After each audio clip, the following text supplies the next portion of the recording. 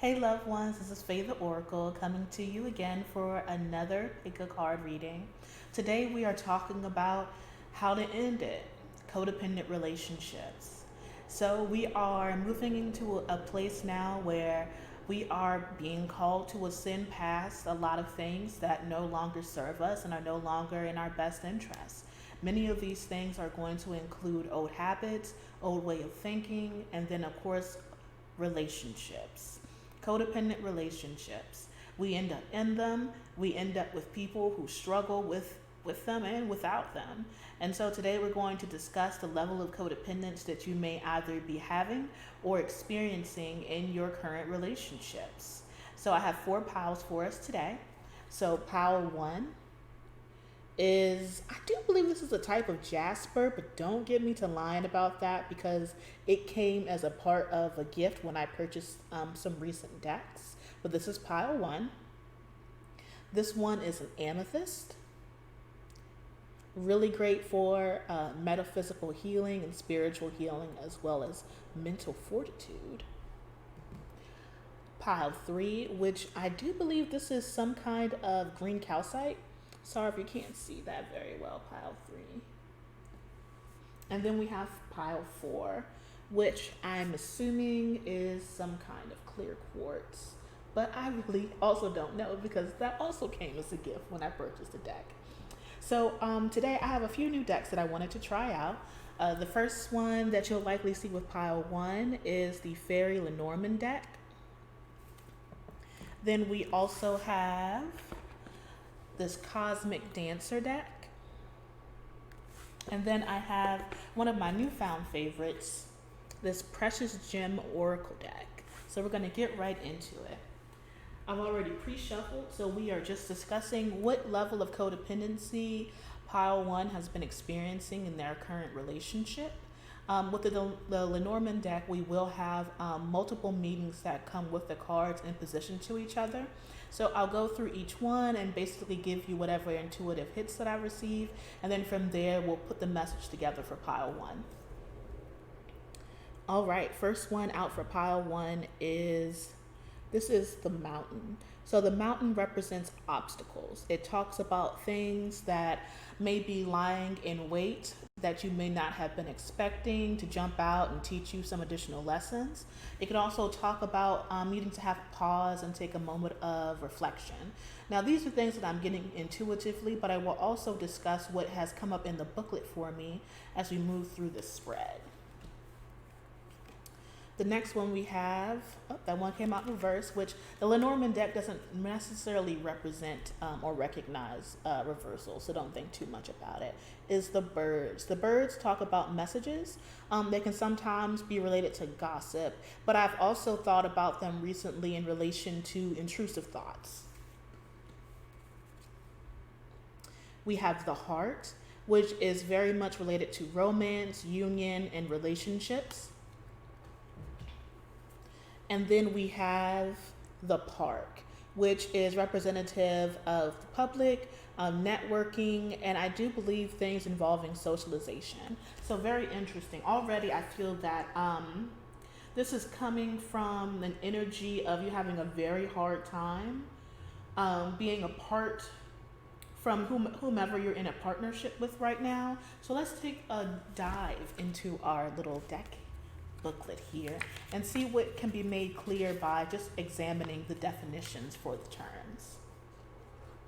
So this is number 21, which is the mountain, which represents obstacle, bones, diversion. Number 12, the birds, which represent gossip, chatter, social media.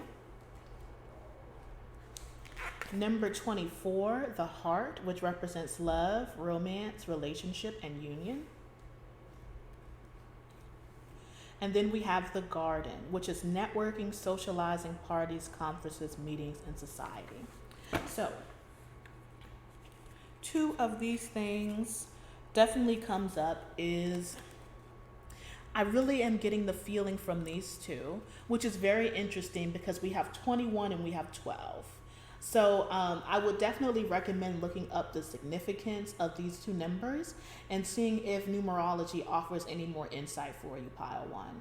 But I'm really feeling that there's an obstacle that comes with you two not really having any time apart. I feel like there's something about it that you have to be involved in everything. They have to be involved in everything that you do, pile one. I also feel that when it comes to I don't know why, but I feel like the term "rub salt in your wounds" comes up a lot. Pile one. Maybe they talk down to you and they make you feel like you're not very smart. That's something that's also coming through. I feel like there's also a lot of gossip around you too. And everything that you do, I feel like there's some kind of whispers here and there about how other people feel about your relationship. There could even be some discussion about whether or not you're actually motivated to really commit.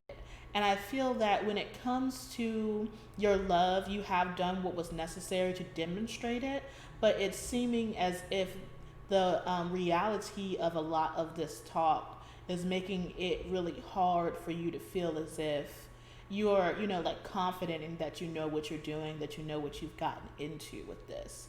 And I feel like it's time for you to take a really hard look at how much of a distance you're willing to go in order to coexist, I feel. I think that it's like one of those things where you may need to make a long list and really decide what is to your best benefit and what can be made clear in terms, I think, of boundaries, or if whether or not this relationship really is the right fit. One thing I can say for sure is that if a relationship isn't to your best benefit, then it may come down that once you have looked at the list, you may see that it's actually really not a very good fit. I think that oftentimes we forget that when we are attempting to, commingle or reach a union or build on a connection with someone, we think about how we desire it and we think about how we can go about getting it. But we sometimes forget to ask ourselves whether or not it's of real benefit for us to have this other person around, or if we are unable to meet their needs or expectations, how much we are going to feel like we're okay with struggling with letting them down, so to speak. So let's see. So we have the heart and the garden next. So it feels to me that a part of this is talking about you needing to recognize that there is a harvest, so to speak, in your heart, pile one. I'm getting a lot of feeling around you meeting the right one.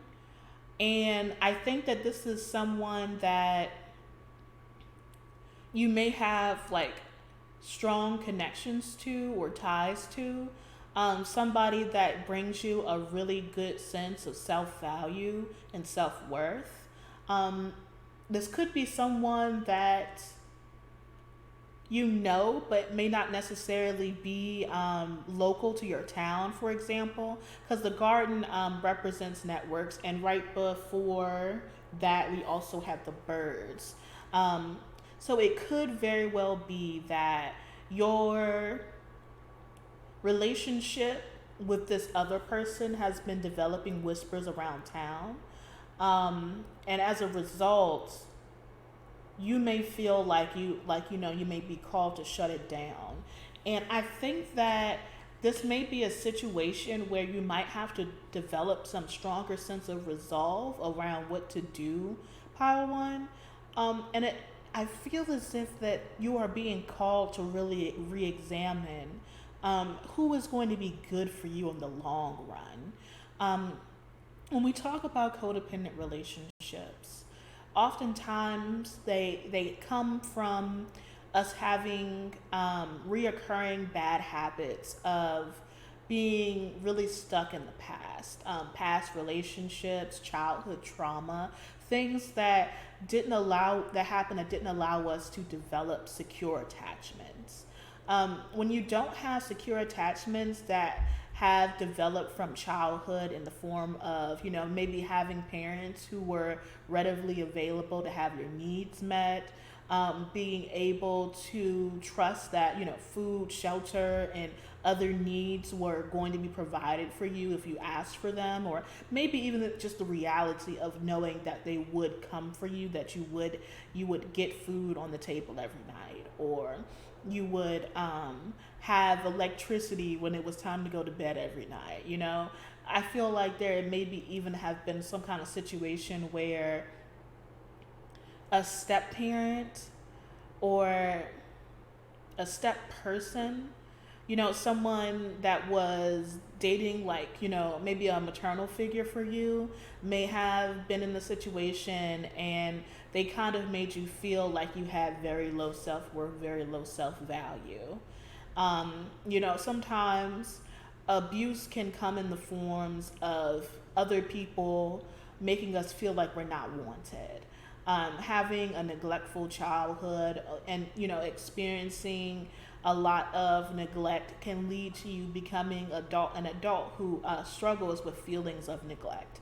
Avoidant attachment is something that I feel like I even specifically have struggled with, where I already have it in my mind that it's really not possible for me to have secure relationships, or relationships that are emotionally available without struggle.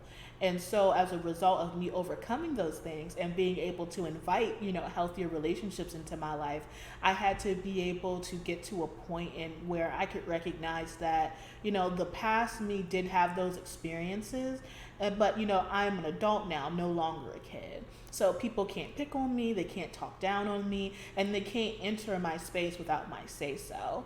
And when you have that kind of foundation in your life, where you are able to fundamentally decide who it is that is worthy of your time and attention, and the fact that you even think about your time and attention as being something that people have to be worthy of in order to receive from you, Pile One, I think that it'll become easier for you to recognize what kind of decisions you need to make in terms of love. So now, with that being said, I feel like, it's really good if you look into reparenting techniques. It may be necessary for you to recognize that all the love that you didn't receive as a kid can be given to you by yourself. And reparenting techniques are what I did when I was trying to better my mental health and trying to establish better and more healthier connections in my life. Also, maybe even looking into therapy. There's usually a lot of services available nowadays where they're either online or free, or offer some kind of income assistance if you don't have insurance, or you don't think you'll be able to afford therapy.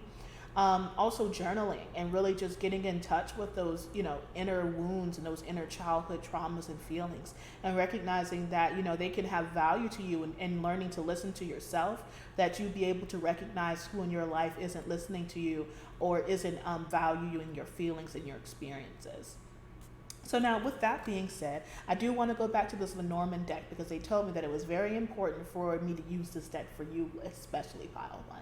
So now that we've discussed the level of codependency that you may have been experiencing in this relationship, I would like to open the room to shuffle really quickly about what it is that you have to give, where you may be considering moving into a new relationship.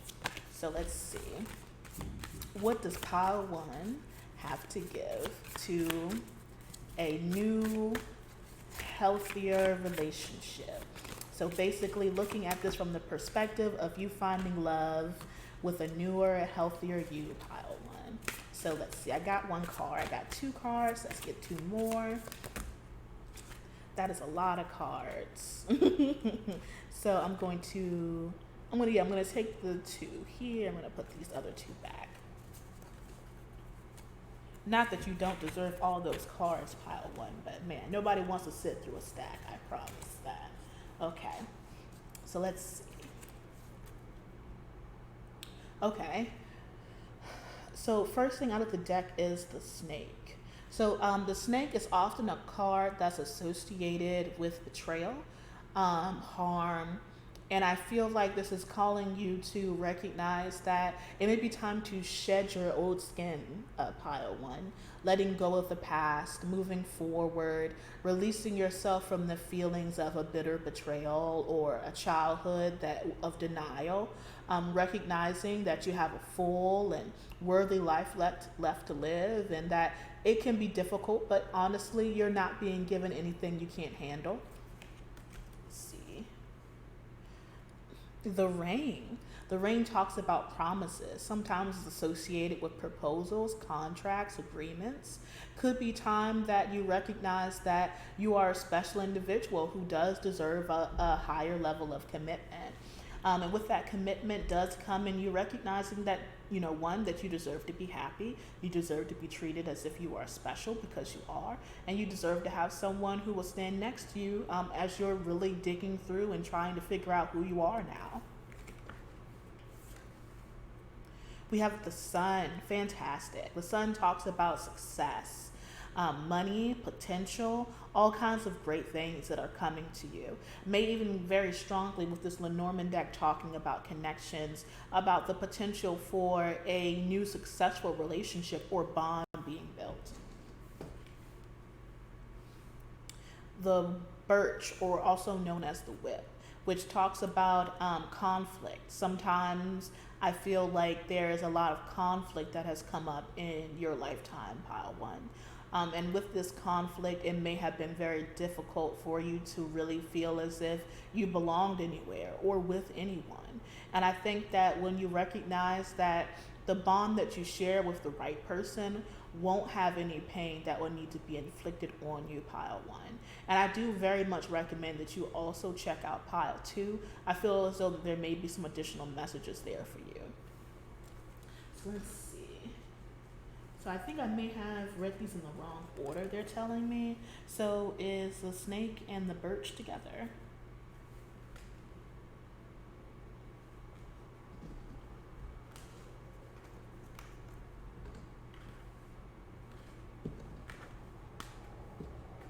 All right.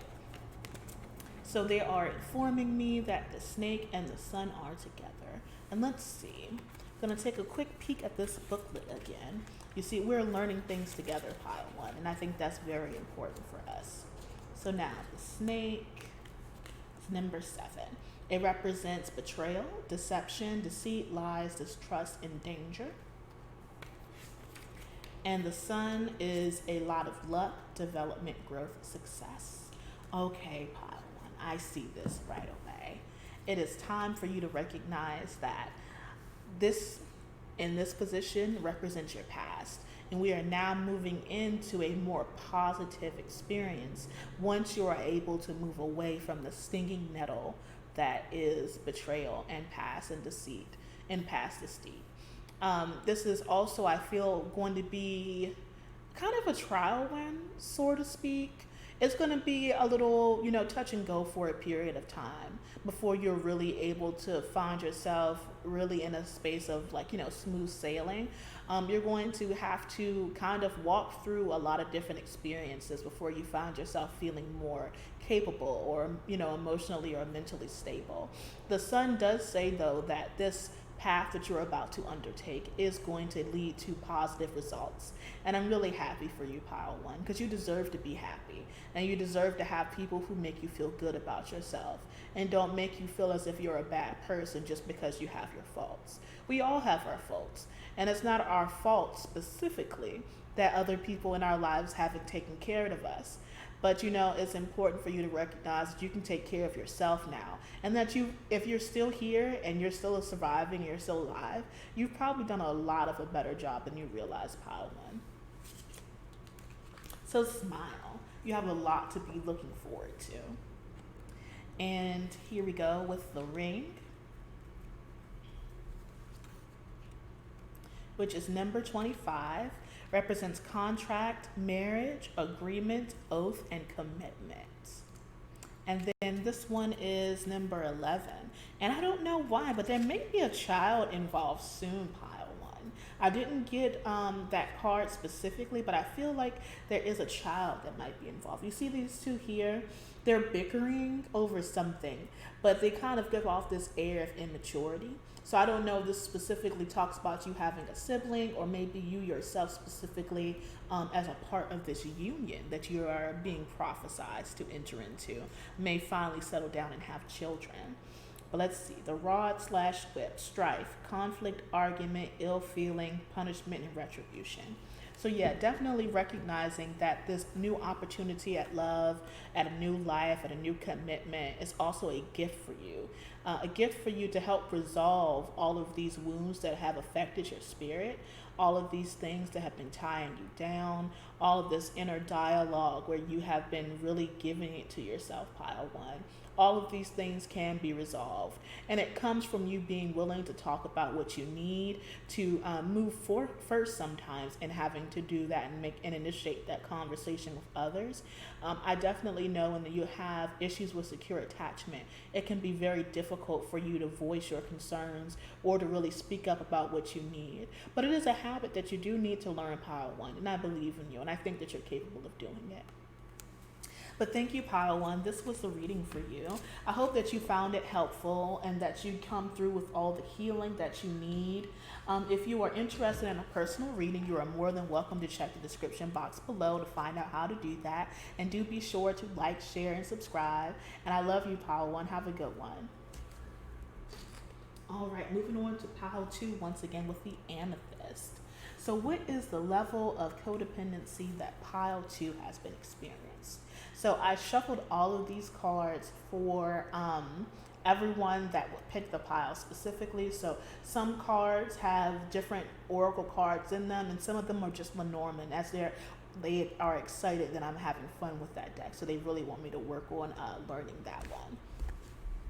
So let's see. Okay, so right out of the gate, we have the Eight of Swords. Eight of Swords definitely talks about you having, a confinement of sorts in this current union. This feels more like a relationship.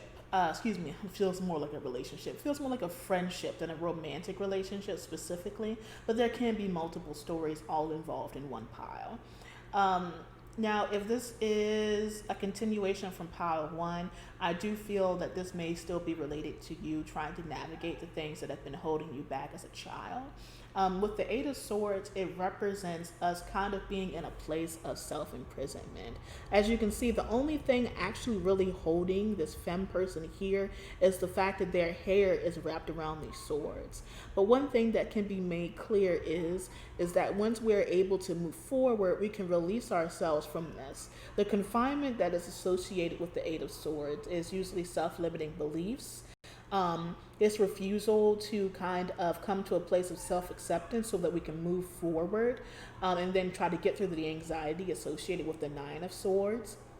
But it also talks about maybe not necessarily knowing how to put your thoughts and feelings to words. The swords are also associated with communication, and that can be verbal as well as written communication. So sometimes it can be difficult for us to express ourselves, and we may not be able to do so for a number of reasons. Sometimes people have gaslit you and they made you feel as if what you thought and feel was incorrect, wrong, or unimportant. Sometimes we have low self-esteem, so we don't think anybody will care. Sometimes we have wounds that we really want to disappear, but we're just not necessarily in a place where we're ready to accept that we can heal those things and make them disappear, maybe not all at once, but slowly over time, by learning how to transform ourselves and to learn to not be so serious and to have some fun. This next card, oh my goodness, okay. So this is actually really great, pile two. This is the Empress reversed. So the Empress upright is a card that represents us really having the kind of light that is associated with really living a life, one that's full of self-esteem, self-trust, self-fortitude, one where we are abundant, prosperous, and really connected to the earth in a way that allows us to have a lot of really good self-esteem and understanding in our place in this world. when it becomes up reversed, it talks about us having a loss of self confidence. And it can be very difficult once that self confidence is lost to find it again. And it can be very difficult when you are already in the headspace associated with the Eight of Swords for yourself to be able to move forward in a way where you're able to find that inner voice again. The Empress is someone who is able to take care of everyone from a place of peace and serenity. She's the kind of person that you talk to when you're in need, that you go to when you need help, you go to when you need care. She's the kind of person that you can rely on without a second thought as to whether or not she will come through for you. So this says that all of these things are involved with you, and these are all traits of yourself that you're entitled to, pile two. It could also be related to motherhood, as the Empress is known as the mother. It can also be related to relationships, as the Empress is often seen as the pairing to the Emperor. And so this also can come up a lot in codependent relationships. Sometimes a person can end up being a over-functioner. When they're an over-functioner, it comes from being the kind of person who jumps up to meet the other person's needs over and over and over again in the relationship. You may have more what they refer to as emotional bandwidth. So basically, your ability to be emotionally available and to present that in the form of acts of service, and being like hyper reliable, puts you in a place where you're constantly giving. And when you give too much, pile two, it puts you in a place where sometimes resentment can really grow there, as other people often, more often than not, don't have the same emotional reserves that you do, or maybe even the same level of desire to give as you, pile two. So it can be very difficult for you to find balance in how much you give, and also that sometimes you can forget to receive. If you are a person who overfunctions in relationships, I definitely think that you should look into that and see how that information available online can help you, because I know that I have also had experiences where I've been an overfunctioner in relationships, and it puts you in a place where you basically run yourself ragged. You end up exhausted because you know that everything you're doing is to benefit this person, and you love them and you care about them and you want to see them happy.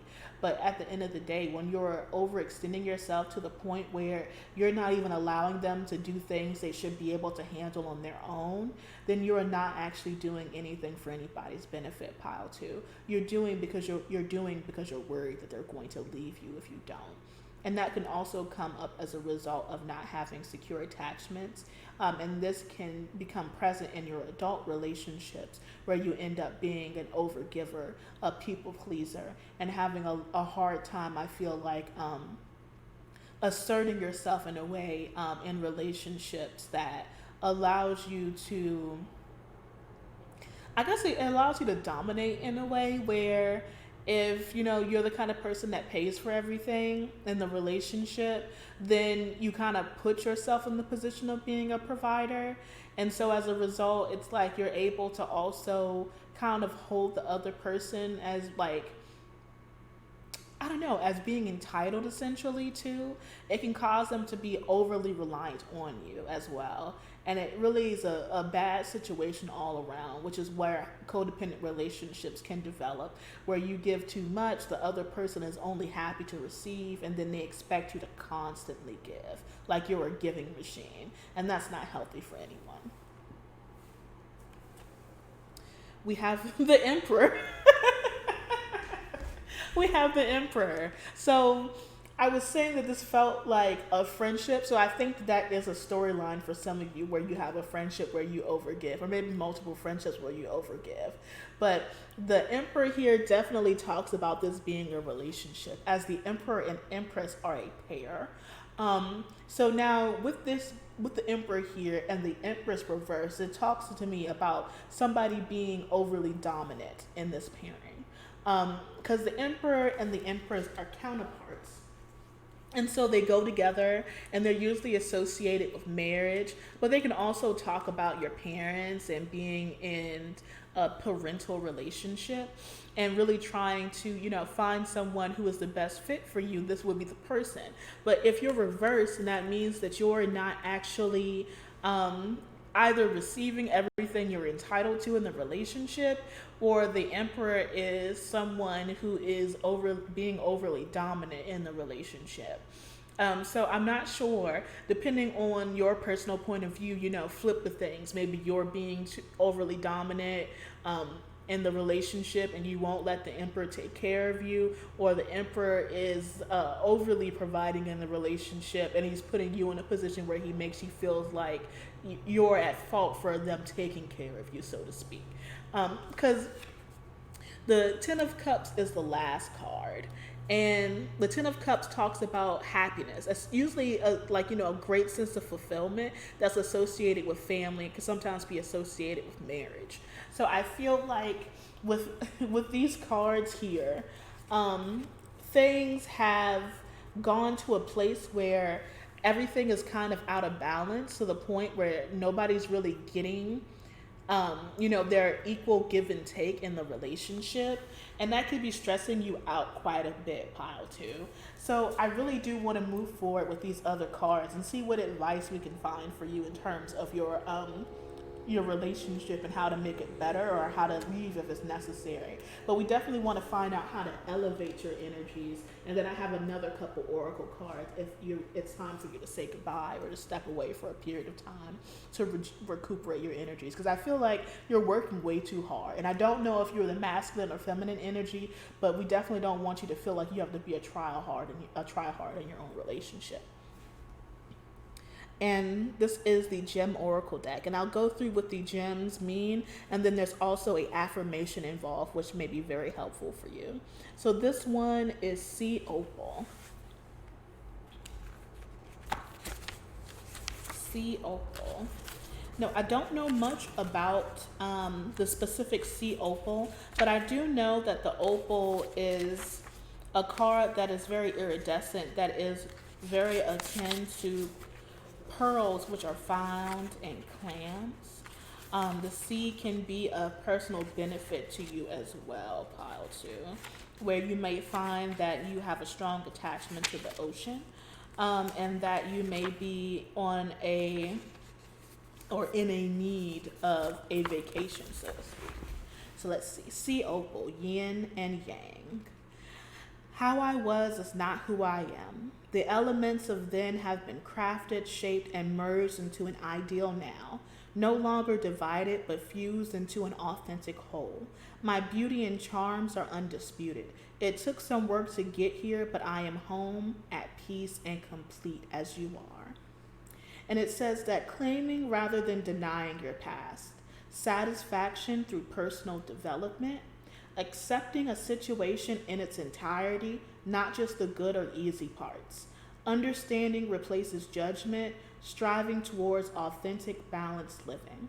And this is the affirmation, which I recommend, taking a moment if you need to go back again. I'll put timestamps in the description box. I absorb positive vibrations. My hidden emotions are surfacing. My energies are balanced.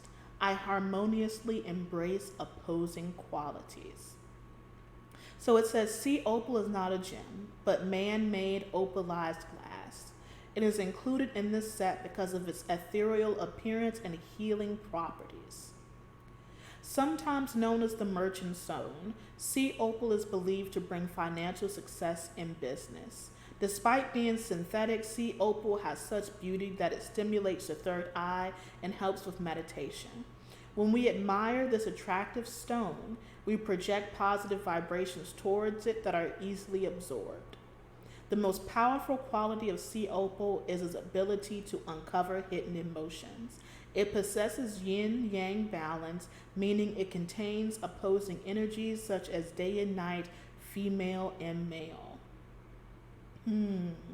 So it says it works best on the crown and third eye chakras. It represents the astrological sign of Cancer and the element of water. So interesting. So now this talks about finding a balance between the masculine and feminine qualities within you, pile two. So it could very well be that you have been overly structurizing your life and where you're leaning towards more of the masculine energies, which is represented by the Emperor, and you need to swing back the other way and balance out your feminine energies, which is represented by the Empress. Now, I am someone who is of a queer trans identity, and I can tell you first and foremost that gender is a construct. Whatever gender you may actually identify with, we are all a balance of masculine and feminine energies. And it can be very difficult for us to recognize that both energies are needed in order to live the happiest and healthiest life possible. As a part of that, it may be difficult to recognize that by being soft, being vulnerable, that you're actually coming to a place of being able to listen to your intuitive hits, intuitive communications, and then also any communications that are coming to you from spirit. They were talking about the third eye chakra and the crown chakra being associated with sea opal. The third eye chakra is what allows us to have our visions. Now, that could be in the form of actual visions, like prophetic visions, dream visions, but it often, I feel like, talks about us having the ability to see through our own illusions, to recognize what is happening in our life can be based on past relationships, past experiences, or even karmic relationships, karmic trauma, things that have come or happened to us in a past lifetime. And now when we are really able to recognize those things, we begin to see clearly into a level of clairvoyance where other people may mean us harm or good, as well as allowing us to recognize signs of things that could be potential opportunities in our lives. And now the crown chakra is where we receive all of our insight and messages from in spirit. This could be in the form of where we once again were talking about dreams, messages, communication with your higher self. And your higher self is basically just a version of you that is living freely without all of the conditions and experiences that may be burdening you now, as associated with the Eight of Swords, pile 2. So in being able to recognize these patterns, you'll be able to overcome them. And so looking into sea opal, or even just being near the ocean and really focusing on how to balance out your masculine and feminine energies could bring you a lot of stability at this time and in your relationships. Let's see, what is next? We have Rose Zircon. Love it. Definitely love all things associated with pink, as it's the color I always look for most happily when it comes to looking at my auras and the little apps that they have online. I just associate pink with love and happiness and all kinds of positive feels. So Rose Zircon is associated with integrity. Older than the trees, younger than the moon, test of time, mere passerbys watch them come, see them go. I remain Zircon. Inner strength and charm, shimmering delight, respected rival to all, enchanted protector, step into my light. Stay true to your values. When all else fades away, it is your heart you must answer to. Clear your conscience. Early to bed and your inner peace will rise. And this is the affirmation for Rose Zircon. My emotions are balanced. I respect myself. I have integrity. I enjoy peaceful, uninterrupted sleep. Now, they say that zircon is a naturally occurring gemstone, not to be confused with the man-made cubic zirconia. It's the birthstone for October, so that's some Libra energy for you if that's associated with you, pile 2. This stunning gem resonates with the solar plexus and root chakras, the astrological signs of Leo, Sagittarius, and Virgo, and the element of Earth. It's a cooling, calming, and very helpful to those who suffer from insomnia. Placing this gem under your pillow will help you relax and drift into peaceful, uninterrupted sleep. It has long been considered a magical and protective stone. When placed on the 3 lower chakras, it helps balance the emotions and increase self-respect and integrity. And it says that zircon has been a mined for over 2,000 years. So it has a long history of being associated with healing and peaceful sleep here on Earth. Now, when we're talking about the chakras, we are talking about how inside of our physical body, we contain an energy body, which we usually refer to as our soul. And now our soul pulls in very specific areas of our body. Our crown chakra, which is the top of the head, our third eye chakra, which is between the eyes, our throat chakra here, our heart chakra, our solar plexus chakra, and then we have our sacral chakra, which is at the groin, and the base of the feet is considered the housing of the root chakra. So now this is also something that is bringing up you losing sleep, pile two. Sleep is so necessary. Sleep is how we recuperate from the day, restore our energies, but I do believe that it's also how our soul is able to enter into the play area where it's no longer confined to our body. So as a part of that experience, we have a lot of dreams.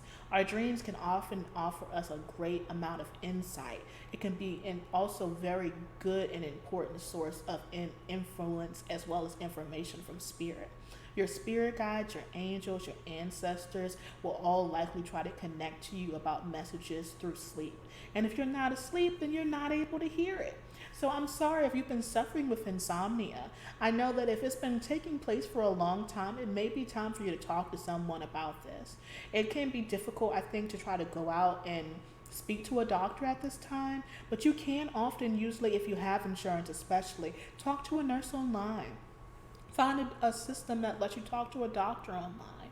Lots of places let you talk to doctors online, and they can usually write you a prescription right then and there, and you'd be able to figure out how you would be able to, move forward with getting medication if necessary. If not, over-the-counter sources are available. You don't even have to take anything that's like a prescription medication or like a Tylenol PM. They have melatonin tablets you can take, and those are a very natural chemical that we already create in the brain, and they're available for purchase in the vitamin area. I don't know if you're interested in smoking or if you're okay with taking anything associated with cannabinoids, but CBD is a great sleep aid, pile two. I have enjoyed it oftentimes because I struggle with anxiety my whole life. And you can get CBD in the form of like getting it as a liquid to drink, you can get it as a drink in the form of foods. You can get it in the form of pre-rolls if smoking is something you like to do. You can also get it in the form of liquid to take under the tongue or to smoke in a vaporizer. You can also find different ways to get it in the form of bath salts or body soaks or lotions to help you relax at night. Aromatherapy may also help you too. You can get yourself a candle or two. I definitely recommend anything with lavender, vanilla, sandalwood can also be very soothing for falling asleep. Try some things out. Oftentimes, these things are pretty cheap ordering them online, and then they may help you find some time to unwind during the day. You want to make sure you have a buffer period between being awake and going to sleep if you have a hard time falling asleep. It could also be necessary that maybe you try to stay awake throughout the day if you have a hard time falling asleep at night so that you can get a deep restorative rest. And that can also come with peace of mind. So it may be necessary for you to find some things to do that help you relax your mind as well, pile two, before bed. Journaling is a great way to go about things if you need to journal. And then also maybe just talking to someone, or finding some other way to soothe yourself before bed. This is peridot, also known as peridot, and it's associated with rejuvenation. I have a special connection to this stone because it's my birthstone. Myself being born in August and also being a Leo, I love this stone. Peridot. A little water, a little sun, and a little nurture, and it's done. Wilted green receives the earth's devotion and stands tall again with blossoming in motion. Hand a little care your way and know that life is here to stay. The spring of your soul is in your step. Youth is yours to now accept. A little love and we are young. Wow. Self-care or a new interest recharges your energy. Give yourself permission to embrace the positive. Excitement for a plan regarding health or wealth. Feeling motivated by the success of others. And here's the affirmation that may help. I feel youthful in body, mind, and spirit. I am content, secure, and enjoy the success of others. I feel supported and confident in achievement. I welcome health, wealth, happiness, and love. So fantastic. And honestly, some kind of reward, some kind of joy, some kind of sublime relaxation is what you deserve in your life, pile too.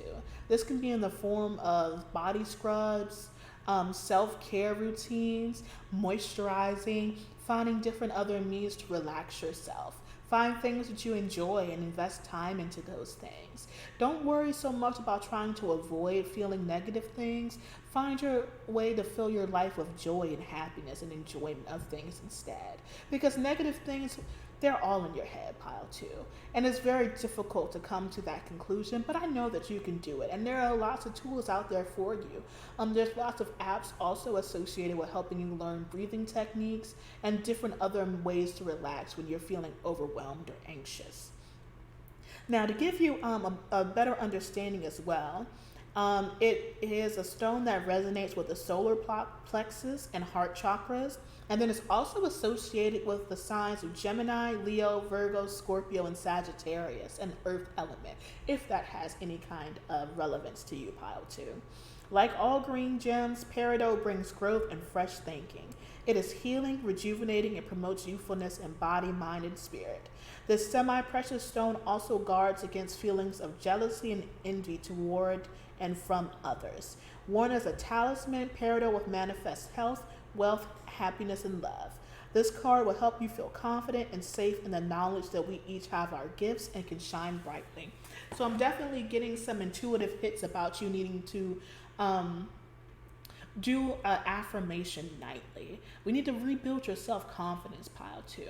There are some things that are associated with your loss of self-esteem and self-confidence, and I feel like it's causing you to feel like you have to over rely on being logical or projecting some kind of air of authority. And it's just not necessary.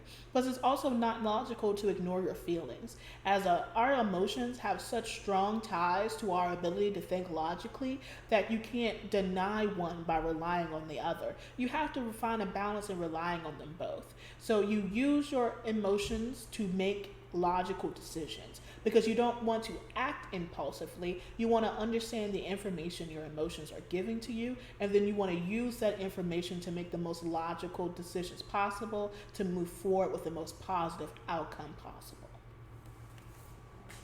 All right, and now we have some messages here for you about what to do with this new attitude, how to best help you.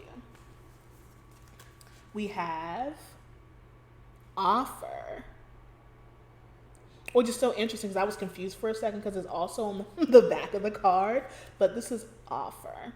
So it looks like there is an offer on the table for you. Could be an offer to God or an offer from God. I cannot say. Mind you, I'm completely non-denominational, but if Spirit is telling you that there's something that's being offered to you, you only have to enter into an attitude of being willing to receive, and maybe even being willing to forgive is coming through. And I think that you should also check out pile 3 is also coming through for you, pile 2. And now with this, there's something of an offer that you have to give. I don't know if it's an asking for forgiveness or offering forgiveness, but I will say that with forgiveness, it is something that is for us personally. You never have to forget what anybody else has done, but you do have to recognize that a certain level of self-acceptance comes with you being willing to forgive. Forgive yourself for being involved with this person, and then forgive this person for whatever faults they have that would cause them to have treated you the way that they did.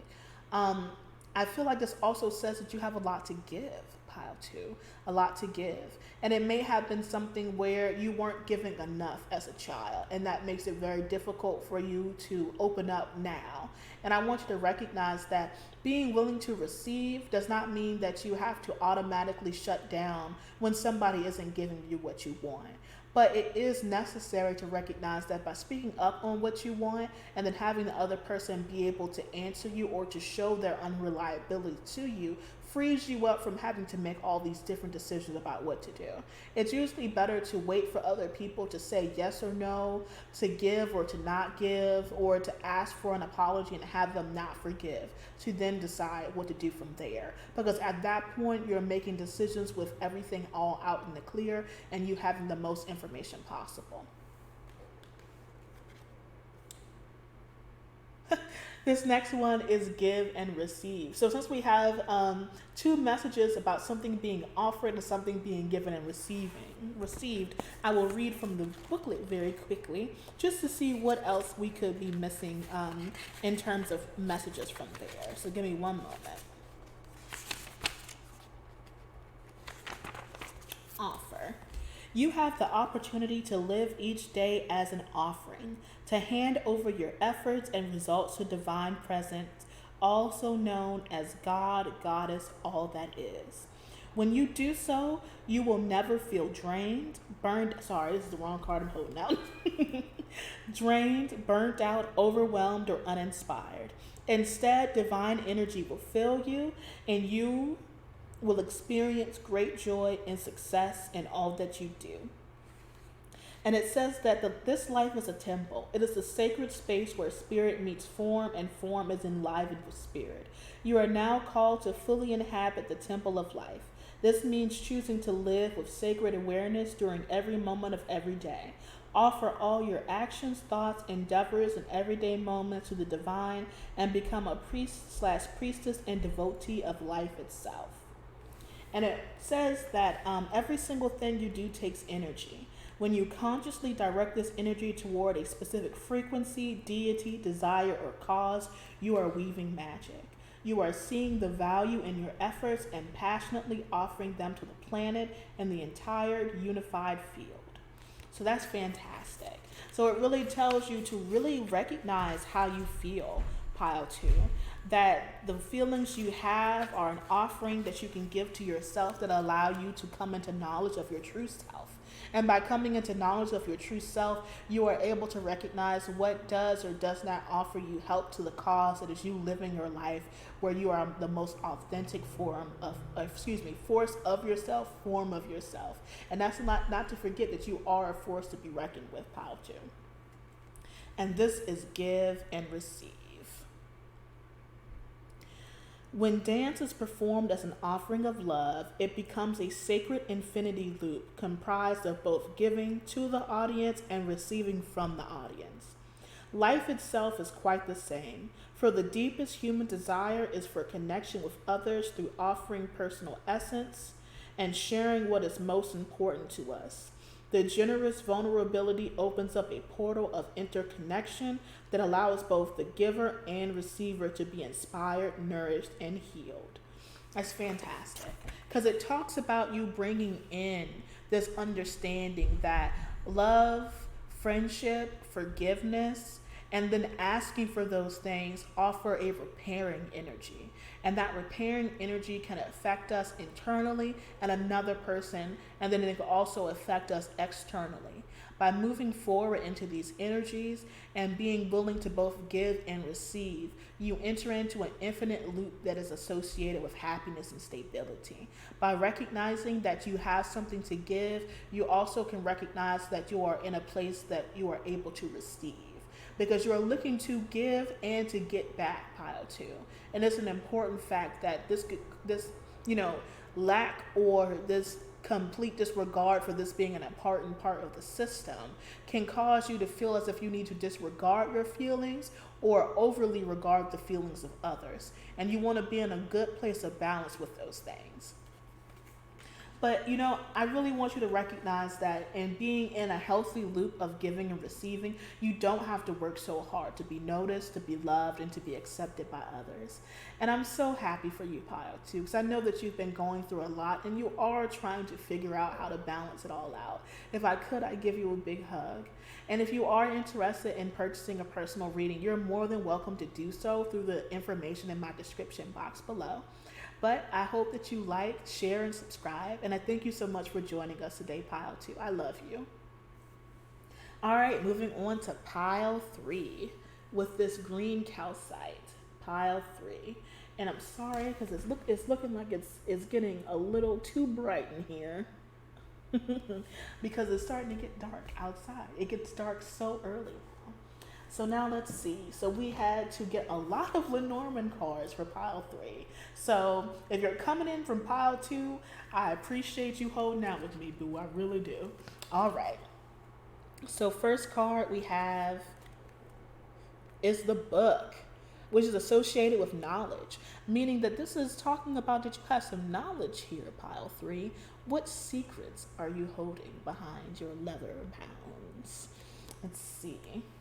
Next, you have the scythe, which is talking about clearing away things, harvesting also. So if you've been sowing some things or sowing some secrets or sowing some knowledge, it's soon coming time for you to reap that knowledge or to get the rewards from such things. I don't know if you've been in school, pile 3, but if so, this talks about some kind of reward coming from all the knowledge that you've been exploring. We have the anchor, which the anchor can talk about stability, but it can also talk about stalemates, pile 3. So maybe you've reached some place where you have a lot of stability, but you're not really sure where to go from here. And I think that there could be some energy clearing that may be necessary for you. And one thing I can tell you is that energy clearing is also something that I can offer. Be sure to reach out to me if you need help with that. And then we have the tree, which talks about roots. Strong connections, reaching out and seeing what things can grow. So let's see what information our little booklet can offer us for pile 3. With the book being out first, this talks about your past position. The book is associated with secret knowledge and learning. Like we mentioned with the scythe, it talks about cutting, clearing, doing away with, and harvesting. The anchor, which is associated with hope, long time, standstill, and stability. And then the tree, which talks about health, longevity, strong roots. And with these talking about levels of codependency, it seems to me, pile 3, that things could be coming to a place of, I feel like maybe there has been so many things at stake for you that you're really looking for a breakthrough in the form of stability with the anchor here in this energy. And I say that, dare I say that it could be related to you needing to leave a situation, walk away, so to speak, cutting something off with the scythe energy. I feel like with the books here representing secrets, there could have been something hidden that came to your mind, your foresight, maybe something that you thought could be a trap, perhaps. Something that I feel like you were having some kind of warning about. Also, the word panic attacks has come to mind. So maybe there has been something that you've been trying to have a greater degree of caution around after having had the experience. Something I feel like has been lost and found also came to mind. So what is the situation around pile 3? What has been made clear suddenly that you have to see? See, the anchor is associated with the sea. Now I'm putting together the puzzle pieces, I feel like.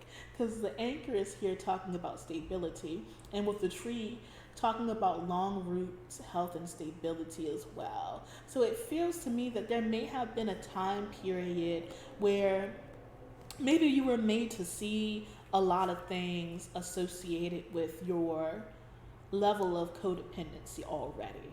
And you're trying to figure out how to move into a place of setting better boundaries, having better stability, and then also focusing on, I think filling some kind of vacancy that could have been based off of you maybe having left a relationship, a marriage, some kind of situation where you formerly were, really, tied to someplace there. And then the scythe energy coming through, talking about you needing to clear out and clear some things out. So it seems to me that you may be finally reaching a place of stability, pile 3. And I feel like if that is the case, then there may be more to this situation than we recognize. And if that's the case, I think that with the book here, you have come to recognize that. And if that is the case, pile 3, I really appreciate it, because not many people are able to recognize the things that they need to clear out and get free from. So let's move forward and see what messages can come out of this situation. Okay, so we have Zebra Jasper, which talks about engagement. We have one of my favorite cards from this deck, Ruby, which talks about self-actualization. We have Orange Agate, which talks about vibrancy.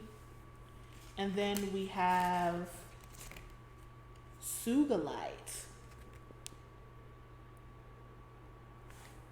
And I'm going to move this back a little bit. See if that helps, and it does. Sugalite, which talks about kindred spirits. And then we have Picture Jasper, which talks about artistry. So I'm thinking that this is coming in from a period of time of you really relearning yourself in the face of a lot of different things. Coming back to life, so to speak, embracing yourself and all of the things associated with your identity and how to break free from this past situation. Learning all the different parts of yourself again through artistry and your own specific level of creativity. And then also at the same time, recognizing that there are still people around who specifically are able to offer you the stability you need when you are ready to settle down. So kindred spirits is sitting out to me. So let me read from this for you very quickly. Sugalite. One of my favorite fusions from Steven Universe, Sugalite. A blaze of purple flashes from the earth like a ray of hope in the darkness. Despair is gone, strength is found, and like spirited allies rally around. Your people are the rare gems of this world, sensitive, passionate, thoughtful, and true. This is your tribe. They've been waiting for you. And it says that interest leads to new connections, a meaningful meeting. Someone is just the medicine you need. Time with friends is therapeutic. Sensitivity has its strengths, feeling protected and appreciated. And it says, violet light illuminates the darkness. I embrace my sensitivity and am protected from harshness. I attracted kindred spirits. I am bathed in a powerful violet light. And it says that Sugalite is especially fortunate for those who find the realities of the world too harsh at times. Carry this gem with you and it will attract kindred spirits. This is perhaps the most beautiful of its many gifts. And it says that this is associated with the heart, third eye, and crown chakras, the sign of Gemini and the element of air. It's an exceptional gem that is known for its healing properties as well as being one of the most powerful love stones of all. That's so interesting. So I feel that if there's a calling for love in your life at this time, Pile 3, to definitely answer it. And I feel like with Ruby, you're able to get through all of the things that have been happening to you. And that there really isn't a whole lot, I feel like, that is left to be allocated for you, except for you to recognize that you have grown through this and you will find, if it's what you desire, the marital bliss that you deserve. Now, the orange agate is what really stands out.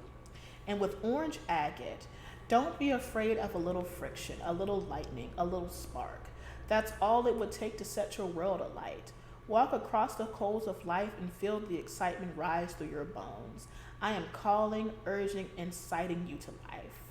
And it says to come out of stagnation or a low energy period, invigorating activity or conversation, doing something for the simple joy of it.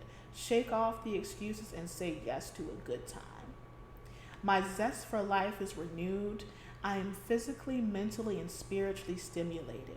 I feel warm and secure. I am empowered. Wow. That's powerful, Power 3. And I'm so happy for you. I'm so happy that you figured out what you needed. And I'm so happy that the vision that you've had has finally cleared and is no longer clouded. If there's any other things that I can help for you or answer for you at this time or period of transition, you're more than welcome to check the description box below, and I invite you to get a reading. And if you are able to, please do be sure to like, share, and subscribe. And I thank you so much for joining us, Pile 3. I love you. All right, and this last one is Pile 4, which is this clear quartz stone. And we are talking about what is representing codependency for Pile 4. So first card out of the deck, we have the Ten of Coins. And the Ten of Coins, interesting, because the Ten of Coins represents coming to a place of financial stability, is associated with family, with long-term commitment, but it also talks about you having a history of some kind of long-term stability or foundation that is sparking off this energy of codependency. We have the King of Swords. The King of Swords represents thoughtful action, powerful communication, a readiness in terms of your ability to receive information and act on it.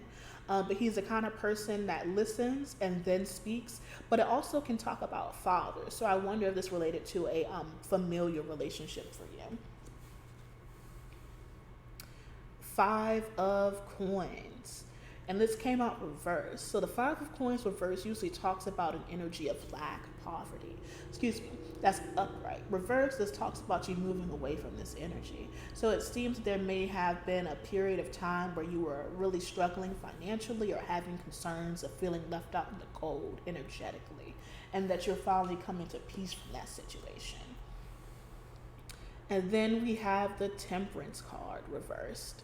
So the Temperance card upright is supposed to talk about patience, coming to a place of finality after a period of difficulty, and using that information in a way to build a brighter day moving forward. It can also be associated with communication in terms of from divine beings or divine intervention. And then being reversed, I feel like this talks about you being kind of pulled in a way to reconnect with yourself again and find some kind of internal balance in your feelings and spirituality. So now, if this is what I'm being told is that there may have been a family relationship that you were very dependent on for financial stability, and maybe this person has pulled it away, as the King of Swords can sometimes be a bit of a cold-hearted person. And the swords are known for cutting with their words, but also in having very clear, but sometimes dominant and harsh communication. And with that being the case, I feel like this may also be associated with your education. This building here looks like a school to me. Maybe you were relying on someone to pay for school for you, and they did, but now you're not really sure about how that's going. Maybe how you're going to pay for it moving forward, maybe how you are going to afford to do what you want to do after you do get through school. Maybe this is also where you're not sure if what you've gone to school for is for you, and that's really causing you to be off balance because you've already made this huge financial investment and you're not sure how you're going to be able to figure it out if you finish or on time or don't finish on time. And I feel like this can also be a part of a lesson, and you're recognizing that sometimes there really is no perfect finish for things. You know, we invest our time and energy in things because we feel as if there's going to be a serious, payout for us in the end.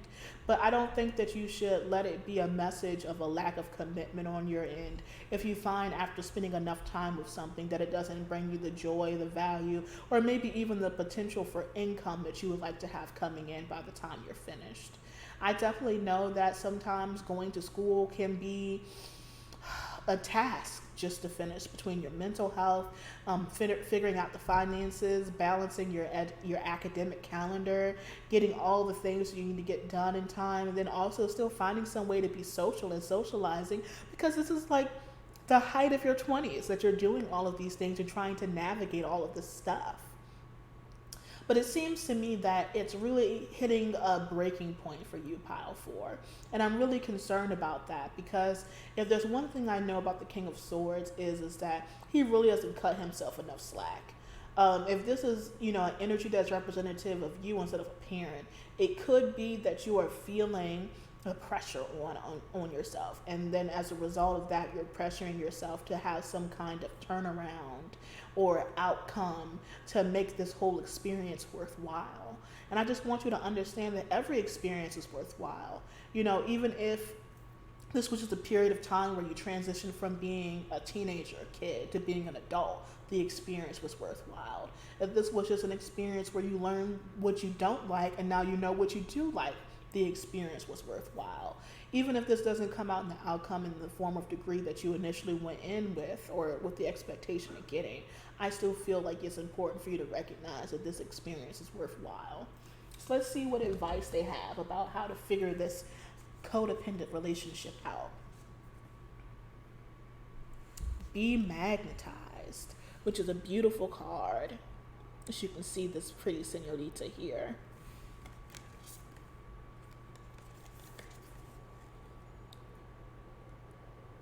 And this is flow with divine timing. Okay, divine timing coming in.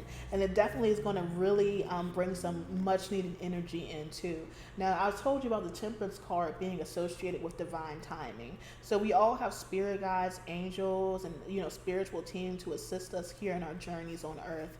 And sometimes it can be very difficult when the messages aren't coming through crystal clear to know that we have something to be hopeful for. So it looks like there are some things that are going to come through to help you, pile 4. And then this, we have a sparkle and shine. Sparkle and shine.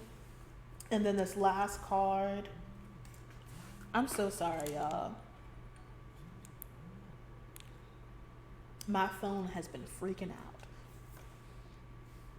And this last card is clear the vessel. Clear the vessel. Clear the vessel, flow with divine timing. And then we have be magnetized and sparkle and shine. So this definitely talks about, I feel as if you need to better the inner dialogue that you've been having. Oftentimes we experience so many different things that we get bogged down by this kind of repetitive, unhelpful, and sometimes even like brain busting inner dialogue where we end up feeling doubtful, unsure of ourselves, unable to really feel like we can compete, that we really have all the knowledge that we've amassed and that we are able to show the world what we have to offer. And that with sparkle and shine and be magnetized, it wants you to recognize all of the inner light that you have, all that you have to offer the world, and that, this is what spirit has always known that you've had. And this is what they want you to do. They want you to trust in yourself, the vision you have, and the message you want to bring clear.